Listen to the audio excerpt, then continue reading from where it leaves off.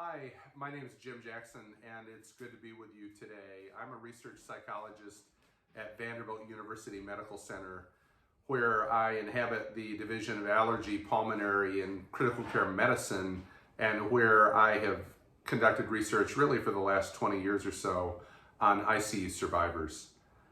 I'm not, of course, in the ICU at the bedside working with critically ill patients. My brave colleagues from all over the world are doing that right now.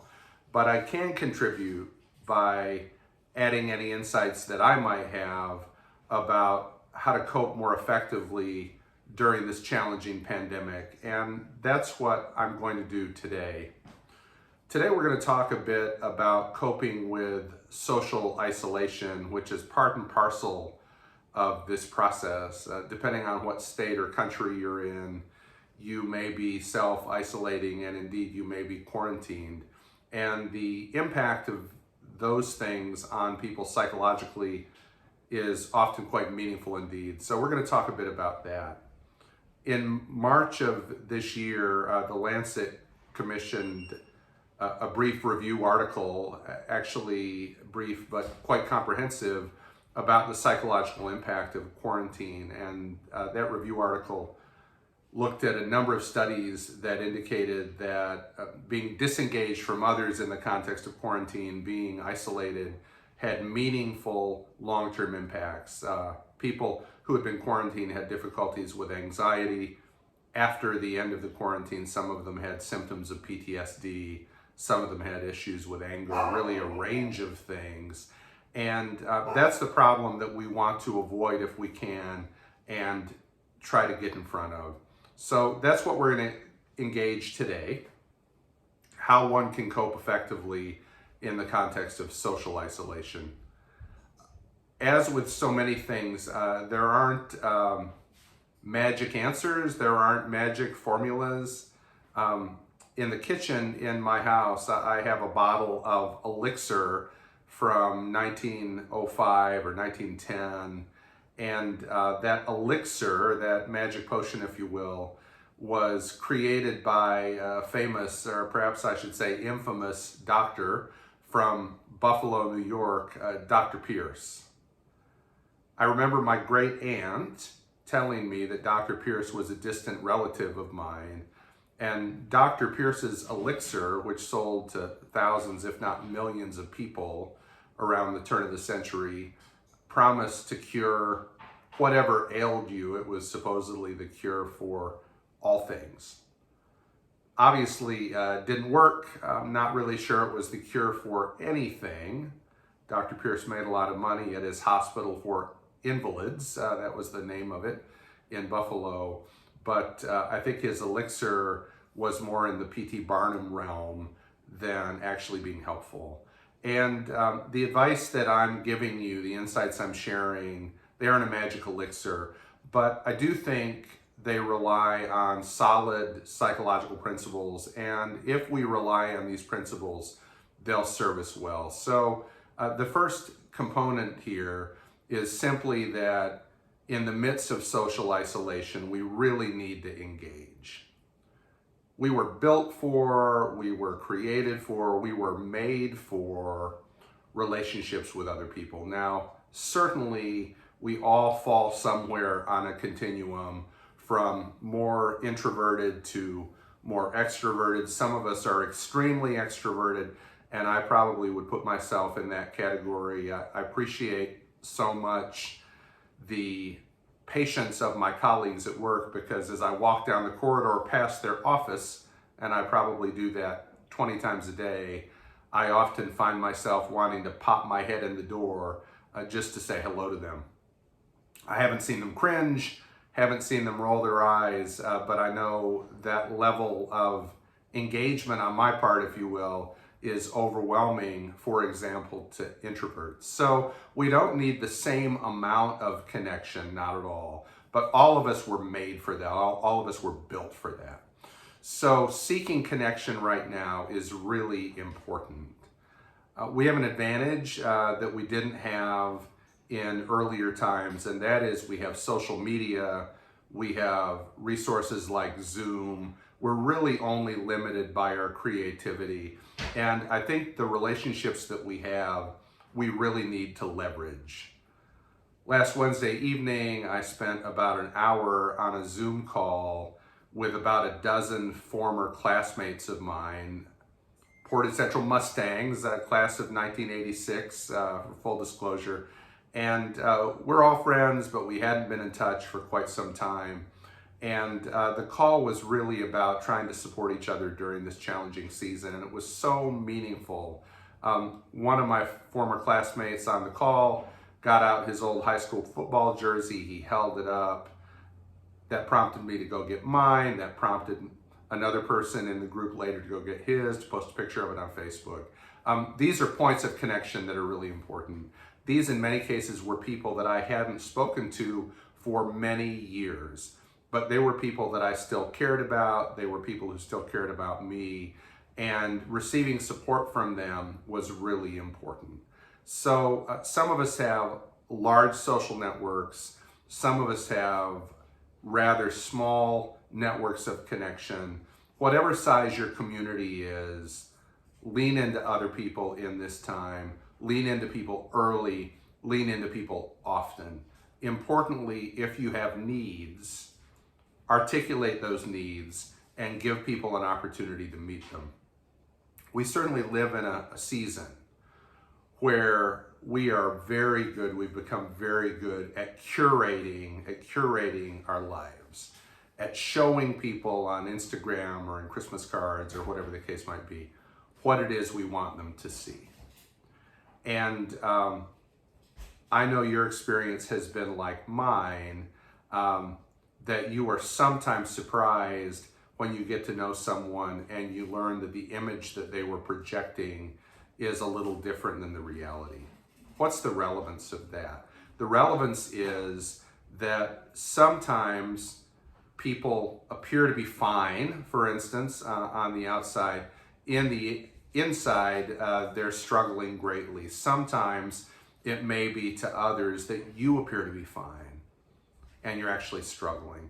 So I always encourage people, and will encourage people even now, to explore being a little more authentic, being a little more vulnerable perhaps than you're comfortable being, letting people know that you're having a hard time, because if you don't articulate it, perhaps they won't.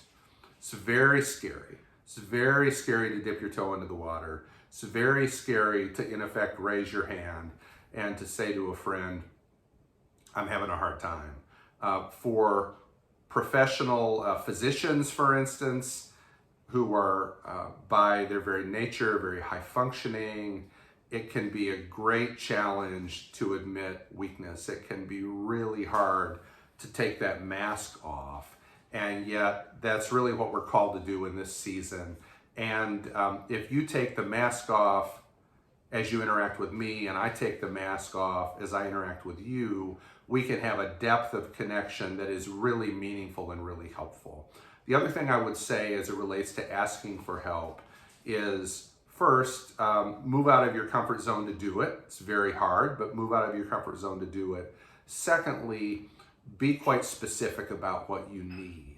If you need very specific emotional support, if you need someone to pray with you, if you need someone to check in on you on the phone, whatever it is you need, someone might choose to meet that need or they might not.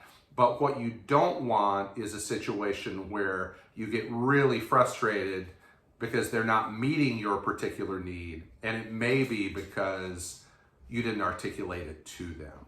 So don't put people into a situation where they need to read your minds, where you get angry that they're not responding to you, to your needs, obvious to you, when it may be that they really didn't understand that you were struggling because you're really quite good at holding it together. The second observation related to coping in this season of social isolation is that it is very important, even as you're alone, even as you're in your house, in your apartment or whatever, to engage in activities, to frame things in such a way that you're finding meaning in what you're doing.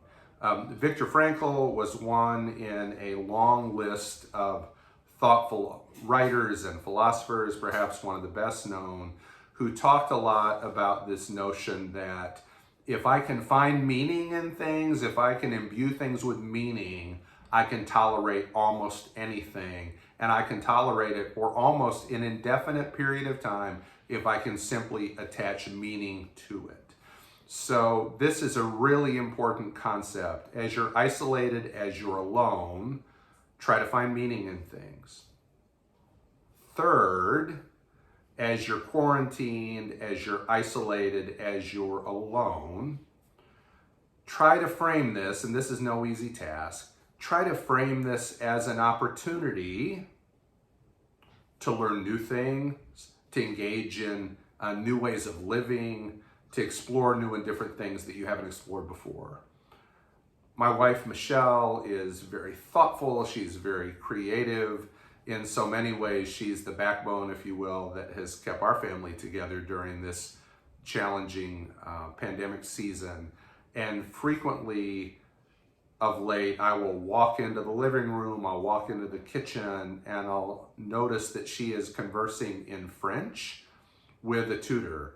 There's a program, there are perhaps many, where you find a tutor who speaks a particular language, you connect with them on Zoom or a similar platform, you learn that language, you're immersed in it, it's relatively inexpensive, it's good for your brain, and she's been engaging in that, and I've really been proud of her.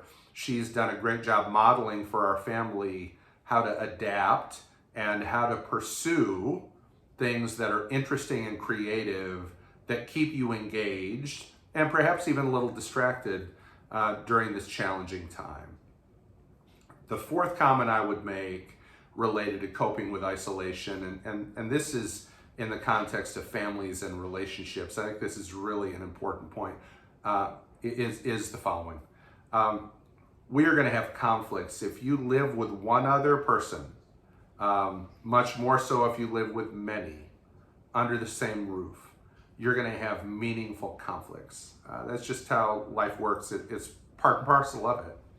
And those conflicts are often lessened as I'm able to leave the house, as you're able to leave the house, as we are able to generate some space in the context of a normal day. But those conflicts are often heightened when we are in the same certain number of square feet for an indefinite period of time. So one key issue, very important in the context of family relationships, is understanding what is crucially important and understanding what issues may get under your skin, may really bother you about your child, about your partner, whatever, understanding what those are, but having the discipline and the wisdom to take those issues and put them in the parking lot. So the idea is we need to engage this at some point in the future. We've got a point of disagreement. This is hard, but it's not critical to surviving this pandemic. So we are going to take this conflict such as it is. We are going to put it in the parking lot. We're going to return to it one day and we'll be thoughtful and we'll engage it. That doesn't need to be now.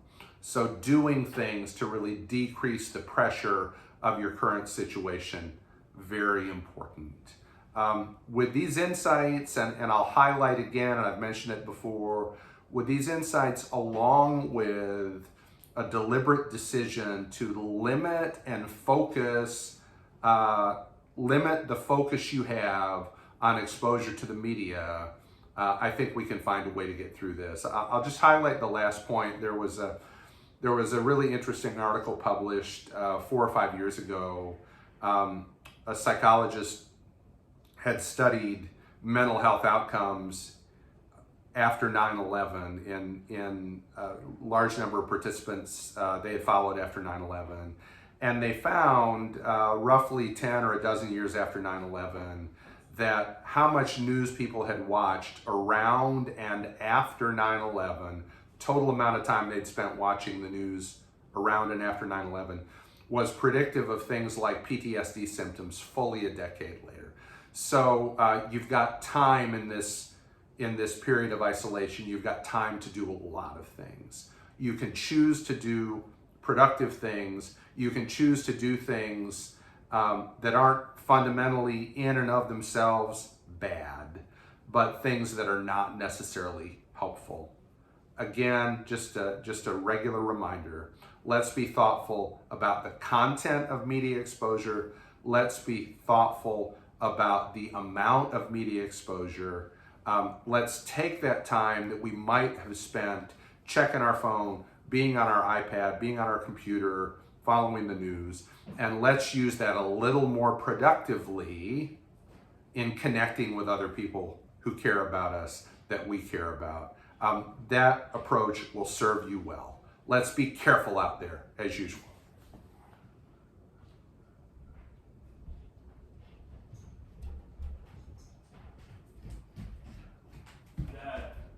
Great job.